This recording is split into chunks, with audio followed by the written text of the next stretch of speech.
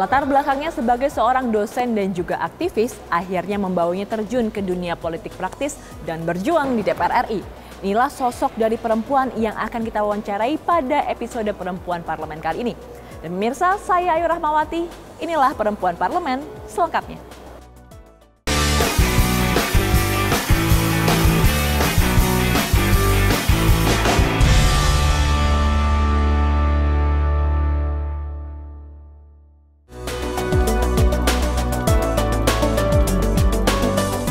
Hetifah Syaifudian adalah salah satu wakil rakyat dari fraksi Partai Golkar. Saat ini ia bertugas di Komisi 10 dan menjabat sebagai wakil ketua komisi. Perempuan yang terpilih di daerah pemilihan Kalimantan Timur ini awalnya tidak tertarik dengan dunia politik. Usai menempuh pendidikan sarjana, ia lebih banyak terlibat di lembaga swadaya masyarakat dan merupakan aktivis kebijakan publik dan tata pemerintahan.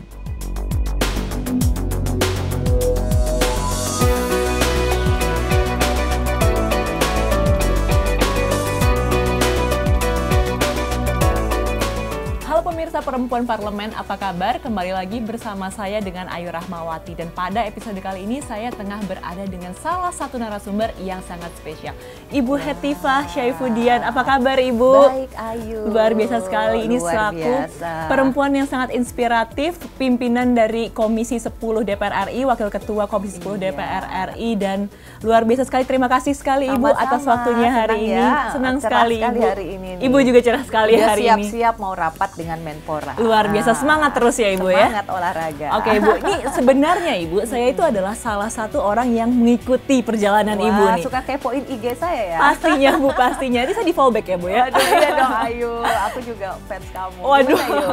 Jadi Bu, sebenarnya saya sangat mengagumi sosok Ibu, seorang perempuan yang sangat concern dengan pendidikan, sudah menyelesaikan pendidikan S3-nya, sekarang menjadi salah satu pimpinan Wakil Ketua Komisi 10 DPR RI. Sebenarnya Bu, saya ini sangat penasaran, Ibu ini sebenarnya dari dulu memang sudah tertarik di dunia politik atau sebenarnya awalnya tuh kecemplung gitu Bu? Ini kayaknya pertanyaan yang jarang ditanyakan ya. Tapi mungkin menarik juga ya untuk orang ya. Jadi ketika saya menyelesaikan studi saya di Institut Teknologi Bandung, jadi insinyur dong ya. Jadi insinyur. Nah biasanya kan orang bercita-cita alumni ITB itu tentunya menjadi seorang profesional ya. Atau menjadi PNS lah. Betul. Gitu. Karena kebetulan orang tua saya juga PNS. Namun pada waktu itu saya memilih profesi sebagai aktivis dan peneliti dengan mendirikan satu lembaga yang bernama AK3 Pusat Analisis Sosial. Karena saya melihat banyak sekali ya persoalan-persoalan di masyarakat yang kurang terungkap gitu, dan kebijakan-kebijakan yang dibuat sepertinya tidak menjawab persoalan-persoalan yang mereka hadapi. Jadi saya ingin sekali membuat satu kajian-kajian gitu ya yang secara independen mengemukakan apa problematika yang ada di masyarakat itu. Nah jadi menjadi lebih ke akademisi kali ya daripada seorang politisi gitu. Tapi bukan berarti itu tidak berpolitik, karena kita berpolitik dari luar kali ya, mungkin ekstra parlemen. Kerjanya tuh ya memberikan satu masukan atau membuat satu advokasi. Tapi tetap yang mengambil keputusan adalah para policy maker, atau mereka di pemerintahan ya, atau juga mereka yang ada di DPRD dan DPR RI. Nah lama-lama agak keselnya tuh gini, kenapa kok penelitian kita bagus-bagus tidak terlalu banyak ya manfaatnya gitu. Rupanya tidak begitu digunakan oleh mereka yang membuat kebijakan. Nah, jadi akhirnya sempat gitu ya satu waktu ketika waktu itu pilkada di satu tempat yang saya sebagai alumni dari tata kota dan tata wilayah ya sama teman-teman jadi penasaran kan. Nah, kemudian mencoba untuk mulai bagaimana ya gitu ya supaya kita dari kalangan aktivis gitu dan akademis itu bisa memberi masukan.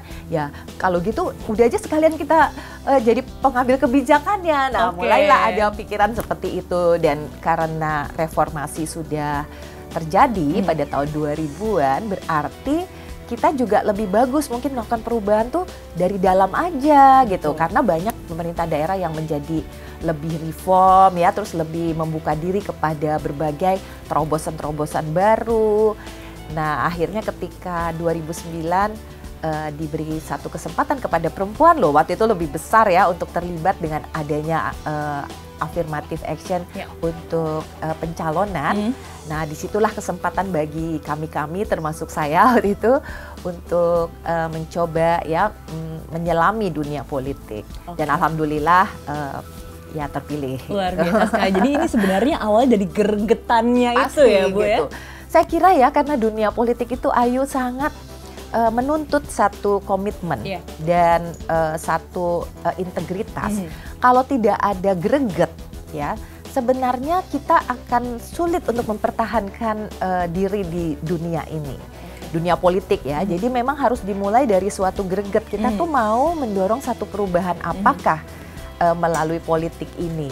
Baru di situ kita bisa memberi motivasi kita terus-menerus secara konsisten ya supaya kita berkelanjutan. Jadi jangan tanggung-tanggung. Kalau saya sarankan kalau ada perempuan yang ingin terjun ke dunia politik ya tadi mulai dengan greget dan lanjutkan perjuangan kita, jangan berhenti di tengah jalan. Nah, jadi harus ada visi yang jelas untuk mendasari kenapa kita harus terjun ke dunia politik ya Bu? Iya, dipikir orang ya hanya eksekutif aja ya pemerintah yang punya visi, padahal sebetulnya sebagai politisi kita setiap pribadi itu harus juga punya suatu visi gitu. Sebenarnya apa hal-hal yang tadi kita lihat di masyarakat yang menurut kita perlu satu sentuhan perubahan kebijakan atau alokasi anggaran yang lebih besar atau juga perlu diawasi dengan lebih seksama.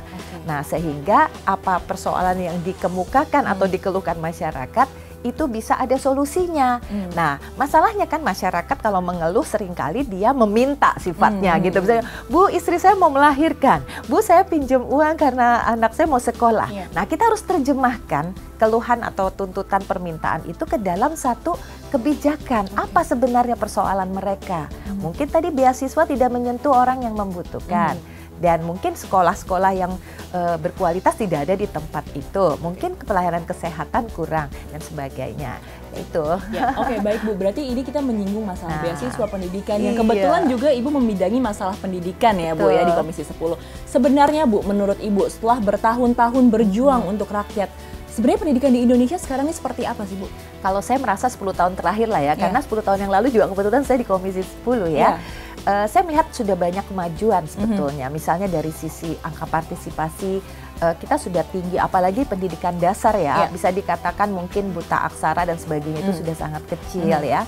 Kemudian juga mungkin dari sisi pendidik dan tenaga kependidikan, khususnya mereka yang sudah menjadi PNS atau ASN dan sudah bisa mengikuti sertifikasi, kesejahteraannya cukup terjamin. Namun kita masih banyak PR-PR juga ya menyangkut kompetensi mereka, apalagi kita sudah menghadapi era revolusi industri 4.0. Semua menuntut sesuatu yang baru dan tentu saja itu tugas kami juga dan tugas kementerian terkait untuk memastikan ya. Jadi bukan saja tadi sistem pendidikan kita, kurikulum kita, metode pengajaran, guru-gurunya, dan yang tidak kalah penting sarana prasarananya. Kita cukup banyak anggaran yang digelontorkan ya untuk memfasilitasi pembangunan sarana prasarana termasuk ruang kelas. Tapi masih ada kan kejadian ruang kelas yang ambruk, tidak aman untuk anak-anak atau anak-anak harus berjalan berkilo-kilometer hanya untuk bisa menjangkau satu sekolah. Nah, oleh sebab itu ke depan saya kira dengan teknologi pula kita mungkin bisa menggenjot ya satu metode pembelajaran yang bisa menjangkau sampai ke pedalaman-pedalaman, mungkin dengan e-learning dan lain-lainnya. Nah, ini mungkin salah satu yang akan kami bahas nih dengan menteri-menteri yang baru. Luar biasa sekali. Nah, ini salah satu yang ditunggu juga Bu, gebrakan apa yang akan dilakukan dalam bidang pendidikan. Tapi Bu, Ibu nih saya lihat juga seorang perempuan yang sangat mementingkan pendidikan untuk diri sendiri juga ya Bu ya pastinya. Nah, tapi kan Ibu awalnya adalah seorang insinyur. Lalu turun ke politik. Ini dua hal yang sebenarnya sangat berbeda Bu. Ada kesulitan nggak Bu di situ? Jadi sebenarnya waktu saya di ITB itu kan belajarnya tentang tata kota dan wilayah ya. Jadi ketika kita membuat suatu perencanaan, kita harus melihat sesuatu itu secara komprehensif. gitu, harus menggunakan berbagai perspektif. Jadi walaupun saya insinyur, saya sebenarnya belajar juga ekonomi, kemudian juga harus melihat sesuatu persoalan ya di dalam perkotaan ataupun wilayah itu bukan hanya dari fisiknya gitu, tapi juga sosiologisnya dan juga pertimbangan-pertimbangan lain. Nah, oleh sebab itu saya merasa beruntung juga ya, karena di dunia politik justru kita itu harus membuat satu plan yang bagus. Gitu. Sebenarnya anggaran kita ini kan terbatas, cukup besar dan dari tahun ke tahun meningkat, tetapi tetap kurang kalau dibandingkan dengan kebutuhan.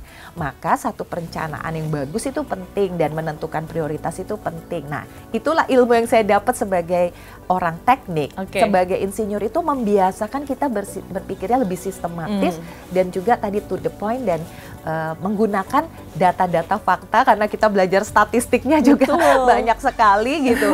Nah, inilah salah satu hal yang ingin saya dorongkan juga ya, kalau bisa gitu di DPR ini kita banyak menggunakan data fakta dan bukti-bukti sebagai alat untuk membuat keputusan yang lebih bertanggung jawab dan bisa bisa diterima oleh masyarakat. Ya, setuju sekali Bu. Jadi tidak boleh membuat suatu kebijakan hanya pertimbangan politis. Betul sekali. Atau hanya karena dilobi oleh sekelompok orang yang memiliki satu vested interest atau kepentingan sempit ya. Itu sangat berbahaya. Ya, berbahaya. Jadi diharapkan tidak ada kebijakan-kebijakan lagi seperti itu ya Bu ya. Ya, jangan tentu, ada lagi. Tentu. Ya, misalnya seru sekali perbincangan saya dengan Ibu Hetifah. Nanti kita akan kembali lagi, kita akan jeda terlebih dahulu. Tetap bersama kami dalam Perempuan Parlemen.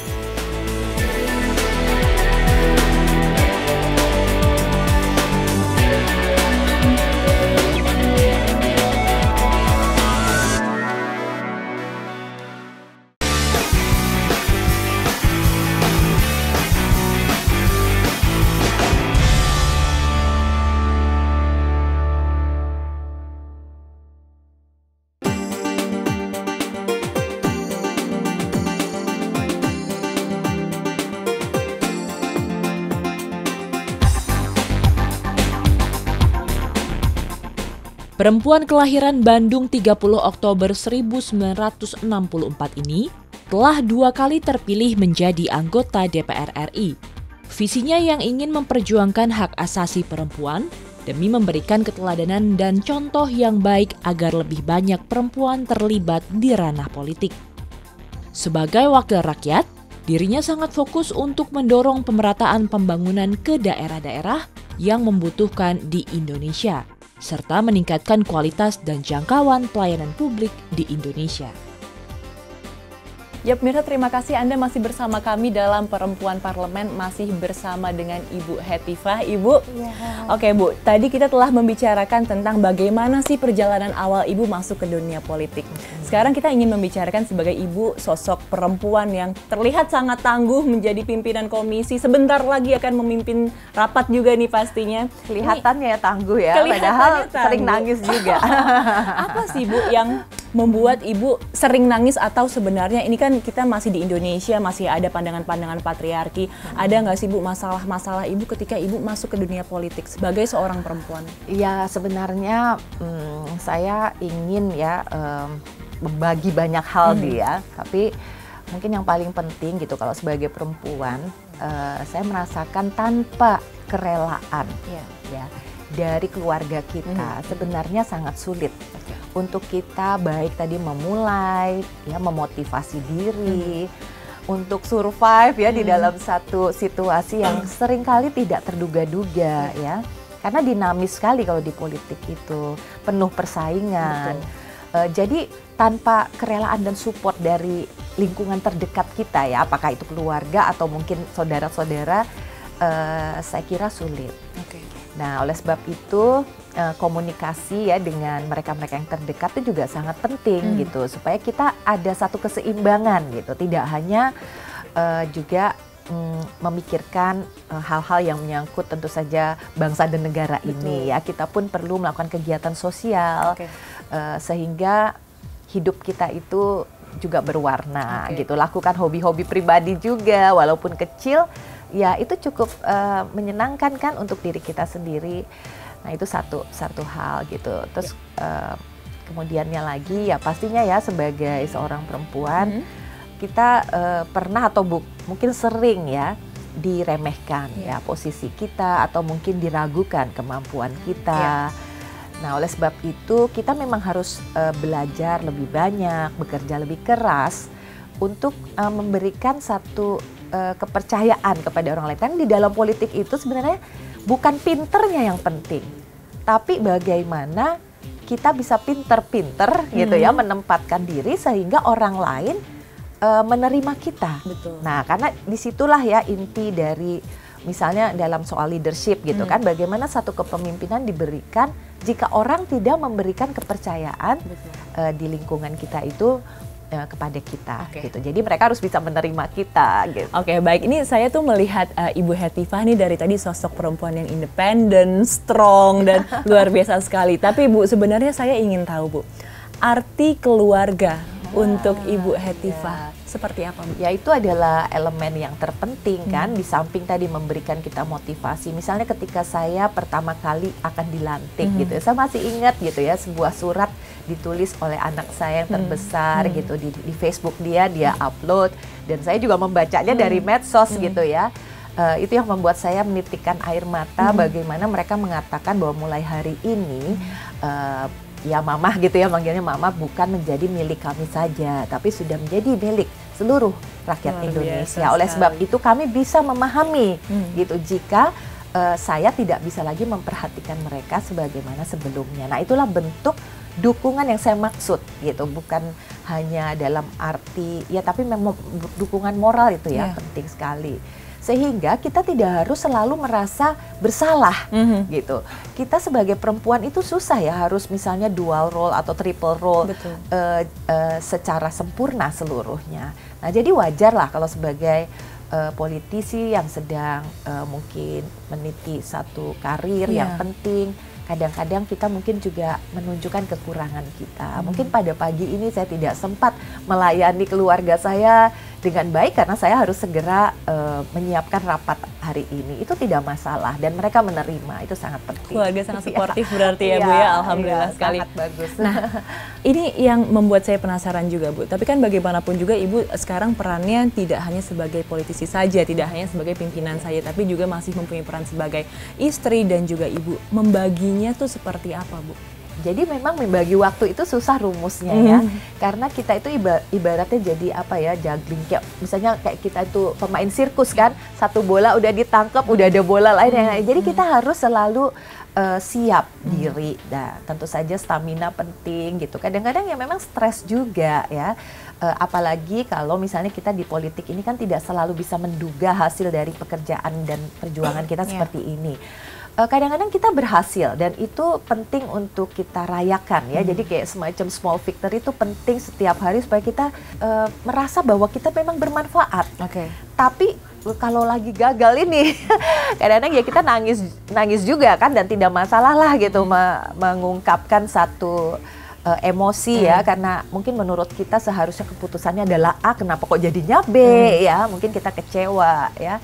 Tetapi kita nggak boleh berhenti gitu. Itu yang mungkin ketika kita merasa sedang jatuh seperti itu ya, ujungnya kan pastinya keluarga lah yang bisa menerima kita. Kalau boleh tahu Bu, biasanya masalah-masalah atau hal-hal seperti apa sih Bu yang bisa membuat Ibu kecewa sampai menitikan air matanya? Itu mungkin bisa jadi inspirasi juga untuk perempuan-perempuan di luar sana untuk tetap kuat meskipun kita sedang jatuh Bu.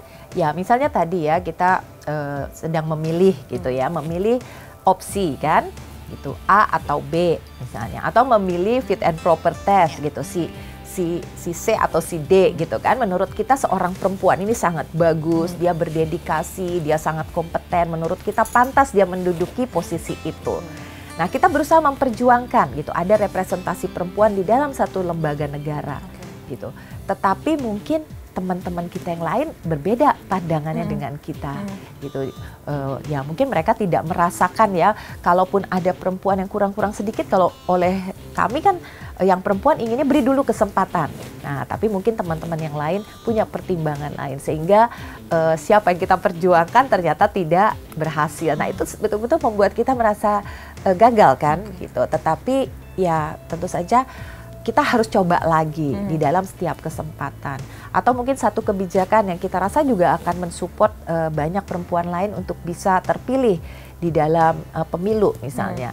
Tetapi mungkin kebijakan tersebut tidak diterima. Contohnya kita waktu itu mendorong agar ada afirmasi yang lebih bagus lagi untuk perempuan. Kalau bisa perempuan di 30% dapil ada diletakkan di posisi nomor urut 1 misalnya. Tetapi usulan kami itu juga gagal untuk diterima sebagai bagian dari undang-undang pemilu. Tapi itulah bagian dari perjuangan ya yang tidak boleh kita hentikan. Masih ada kesempatan lagi nanti. Masih ada kesempatan lagi. Dan Ibu ini memang sangat berjuang untuk perempuan pastinya ya Bu ya? Ya itu ya bedanya mungkin politisi perempuan dengan politisi laki-laki. Karena kita di dalam proses mendorong representasi itu bukan cuma sekedar jumlah perempuan. Tapi kita itu juga ingin menunjukkan bahwa adanya perempuan di dunia politik akan memberi satu warna. Akan memberikan satu perbedaan tentang prioritas yang diambil. Betul. Akan lebih banyak empati kepada kaum-kaum marginal ataupun mereka-mereka yang mungkin selama ini tidak pernah terpikirkan nasibnya atau kurang terperhatikan, terabaikan. Misalnya kelompok penyandang disabilitas atau mungkin anak-anak. Ya, mungkin juga mereka yang sangat tinggal di daerah-daerah yang sangat pedalaman. Nah, biasanya perempuan itu lebih berempati. Nah, kita juga ingin diri kita sendiri otomatis ya selalu dikepoin, dilihat segala sesuatunya, bukan cuma kebijakan dan apa yang dibicarakan, tapi penampilan kita juga seringkali dikomentari. Saya setuju. Ya harus tuh. Jadi kita itu semacam role model lah ya, sebagai teladan. Jadi ya harus betul-betul menunjukkan kinerja yang baik. Betul sekali. Nah Bu, kalau misalkan sekarang Ibu adalah seorang pimpinan sidang Bu, sudah bertahun-tahun juga memimpin dan banyak sekali laki-laki di dalamnya pastinya. Pernah disepelekan nggak sih Bu? Iya kadang-kadang gini ya, kalau saya dulu waktu awal-awal itu memang 2 tahun pertama itu memiliki satu mental block juga gitu. Jangankan mau memimpin sidang, baru mau ngomong di satu sidang paripurna aja kita itu harus seperti kadang-kadang di hutan rimba untuk misalnya interupsi atau kita harus mau berani merebut mikrofon ya, dalam arti forum itu harus kita kuasai juga. Dan kadang-kadang kalau perempuan itu bicara dan tidak terlalu berisi substansinya, kita dikomentarinya juga kurang bagus ya, wah ini cerewet aja, tapi kok laki-laki dianggapnya vokal. Jadi sering mengecilkan hati kami. Tetapi ya saya kira yang penting ke depan gitu, karena proses demokrasi kita juga terus disempurnakan. Jadi tidak harus kita itu bersikap temperamental supaya diperhatikan mitra. Tidak harus kita itu marah-marah gitu supaya bisa kata-kata kita itu didengar. Apalagi sekarang media ya banyak sekali mensupport, jadi yang penting ada isinya, kemudian tadi disupport oleh data, fakta, dan hasil-hasil penelitian. Pasti insya Allah lah ya, maksudnya kalau kita lakukan itu dengan sungguh-sungguh, tanpa kita harus marah-marah pun, tanpa kita harus berteriak-teriak pun, apa yang kita bicarakan dan kita usulkan itu juga bisa dipertimbangkan dengan baik oleh forum. Nah betul sekali, ini juga nih yang stigma-stigma bahwa perempuan itu masih ada di bawah laki-laki dan lain sebagainya, ini juga yang harus dituntaskan ya Bu ya, stigma seperti itu. Saya yakin ke depan dan saat ini ya yang penting kita sendiri kaum perempuan terus ya mengasah diri dan memotivasi diri. Saya yakin kita juga mampu. Betul sekali. Nah pemirsa, kita sekarang akan jeda sejenak terlebih dahulu. Nanti saya akan kembali dan akan bermain mini games dengan Ibu Hetiva. Seru ya Bu ya? Oke, tetap bersama kami di Perempuan Parlemen.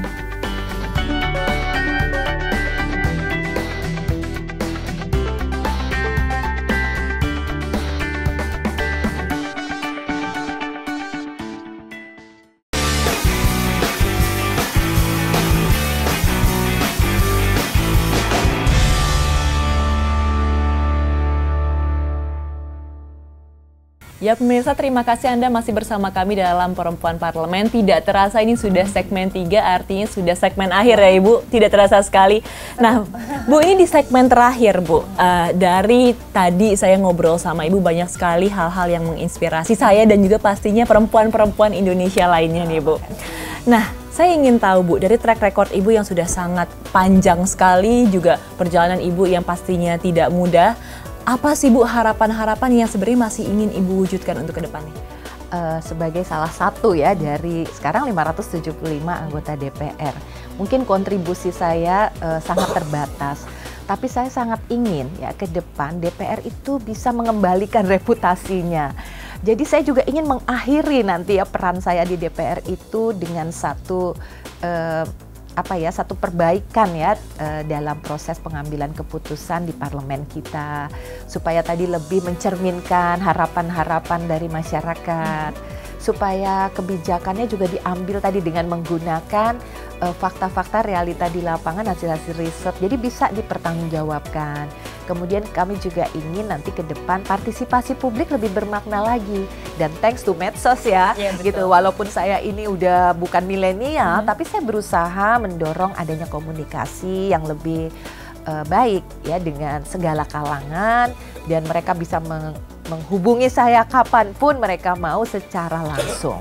Nah, jadi harapan saya dengan komunikasi yang baik ini, apa yang saya lakukan, apa yang saya bicarakan, apa yang saya putuskan adalah sesungguhnya apa yang diinginkan oleh masyarakat. Itu sih cita-citanya. Terus berjuang untuk rakyat ya Bu pastinya. Makasih Mbak Ayu. Terima kasih banyak Bu. Nah, sebelum kita mengakhiri segmen ini Bu, saya ingin ajak main game sedikit nih Bu. Tapi nih? Saya nyontek bentar ya Bu ya. Ibu nggak boleh nyontek, saya boleh nyontek. Oke. Wah, game apa nih? Jadi ini sebenarnya mini games. Kita akan memberikan Ibu beberapa pilihan. Nanti Ibu langsung saja pilih dari beberapa pilihan tersebut. Jadi nggak boleh mikir, nggak boleh terpikir terlalu lama. Pokoknya spontan ya. Harus spontan, dan nanti kita akan cari tahu jawabannya kenapa Ibu memilih hal tersebut ya Bu. Iya. Oke, pertanyaan pertama. Aktivis, dosen, atau wakil rakyat? Wah, wakil rakyat. Kenapa pilihannya wakil rakyat? Ya, karena sekarang saya sudah ada di posisi tersebut ya. Walaupun dosen adalah satu profesi yang nampaknya sangat menarik ya. Aktivis apalagi ya, karena bisa lebih mengemukakan gitu ya aspirasi dengan lebih baik dibandingkan wakil rakyat itu di jaimnya soalnya. Nah, tapi oke lah, sekarang wakil rakyat yang bermental aktivis. Luar biasa sekali. Boleh nggak gitu? Boleh Bu, boleh. Harus wakil rakyat tapi tetap kritis ya Bu ya. Gitu deh. Oke, yang kedua, Bandung atau Samarinda? Wah, Samarinda. Pasti Samarinda. Iya, kenapa? Kenapa Bu? Saya lahir di Bandung. Tapi saya merasa saya dilahirkan untuk memikirkan Samarinda itu sebagai satu ibu kota dari Kaltim. Betul. Jadi tidak lahir di Kaltim, tapi harus bersuara terus tuh Kaltim. Nah, apalagi nih di Samarinda ada beberapa masalah seperti banjir. Kemudian nanti mau jadi calon ibu kota loh Kaltimnya. Nah, jadi PR-nya banyak dan tentu sangat menantang. Pasti. Nah, kita lihat nanti Ibu, kita tunggu bagaimana Ibu akan terus berjuang untuk masyarakat Samarinda pastinya. Oke, yang ketiga Bu, ilmu politik atau planologi? Wah, sekarang jadinya ilmu politik. Kenapa nih planologinya tapi berguna nih, seperti contoh ibu kota negara yang mau pindah. Wah, ilmu planologinya ternyata sangat bermanfaat. Tetapi politik adalah praktek ya. Jadi saya harus setiap hari tuh belajar terus berpolitik itu sampai hari ini rasanya nggak pinter-pinter, udah 10 tahun. Jadi politik saya pilihnya. Ibu S2-nya public policy ya Bu? Iya, jadi menjembatani ya. Iya, betul sekali, luar biasa. Aduh. Oke, yang keempat. Momen terbaik waktu sekolah atau waktu kuliah? Sekolah waktu SMA ya, kayaknya waktu kuliah deh. Waktu kuliah. Soalnya ya, waktu Bu? sekolah tuh saya tuh dulu juara umum ya di SMA 3, jadi kerjanya belajar melulu. Nah, waktu kuliah lah, di situ saya belajar menjadi aktivis. Belajar turun terjun ke masyarakat, kadang demo juga, kan menjadi ketua himpunan, belajar berorganisasi. Jadi jauh lebih bervariasi dan mengasah keterampilan lain di luar belajar dalam hal menghafal terutamanya ya. Mungkin mahasiswa lah kalau gitu, kuliah lah. Semangatnya lagi membara-membaranya ya Bu, turun lapangan, terus belajar organisasi dan lain sebagainya, luar biasa. Oke, yang kelima, Ibu kalau bisa kembali ke masa lalu kira-kira mau ngapain nih Bu? Kalau kembali ke masa lalu, kayaknya semuanya udah terjalani ya, jadi saya bingung juga apa yang belum pernah saya lakukan ya gitu. Mungkin kalau bisa kembali ke masa lalu, saya tuh pengen lebih banyak kesempatan menulis. Tapi sekarang udah gak punya waktu. Sebenarnya juga banyak pengalaman saya di parlemen ya, yang sebetulnya, kalau ditulis tuh pasti bermanfaat. dulu saya juga senang menulis, tapi terlalu sedikit yang sudah saya hasilkan. Kalau bisa saya pengen lebih banyak deh. Kalau bisa jadi jurnalis mau deh Yu. Kita harap semoga setelah ini Ibu menemukan waktu yang pas untuk nulis Iya, ya. Nanti saya terima pasti kasih. baca, Bu. Iya, Saya Yu. pasti baca dan beli bukunya. Aduh, terima kasih. Oke, yang terakhir Bu. Kalau diberikan kesempatan untuk mengucapkan terima kasih ke satu orang yang paling berjasa dalam perjalanan Ibu, siapakah Bu? Waduh, kayaknya suamiku aja deh. Seperti Soalnya apa emang Bu? kenyataannya seperti itu gitu. Jadi tadi segala potensi kita bisa terwujud dan berkembang karena adanya dukungan orang-orang terdekat. Dan kalau nggak karena suami kan nggak punya anak-anak yang 4 putri yang juga sangat suportif. Dan karena suami juga jaringan sosial kami itu sangat baik, hubungan dengan teman-teman sangat baik gitu ya. Dan juga merelakan saya untuk masuk ke politik. Jadi bukan hanya milik keluarga ya Bu Hetiva, Iya, seperti tadi terima dibilang kasih. anaknya. Terima kasih juga nih karena dukungan-dukungan dari suami dan juga keluarga pasti akan sangat berguna ya Bu ya untuk Ibu sekarang. makasih. Ya Ibu Hetiva, terima kasih banyak atas Sama-sama. waktunya. Saya senang sekali bisa ngobrol santai hari dengan Ibu di sela-sela waktunya. Sebentar lagi akan memimpin sidang. Iya. Semoga lancar Ibu. Makasih. Dan terakhir saya ingin mengajak Ibu untuk bersama-sama menyebutkan tagline dari Perempuan Parlemen Bu. Maju terus Perempuan Indonesia. Ya itu dia pemirsa, terima kasih. Terima kasih banyak Ibu atas waktunya. Sampai bertemu di lain waktu. Dan pemirsa, tadi juga sekaligus mengakhiri perjumpaan saya dengan Ibu Hetiva hari ini. Mengucapkan terima kasih atas perjumpaan kita dan juga terima kasih atas atensinya pada episode Perempuan Parlemen hari ini. Sampai bertemu di episode selanjutnya. Sampai jumpa.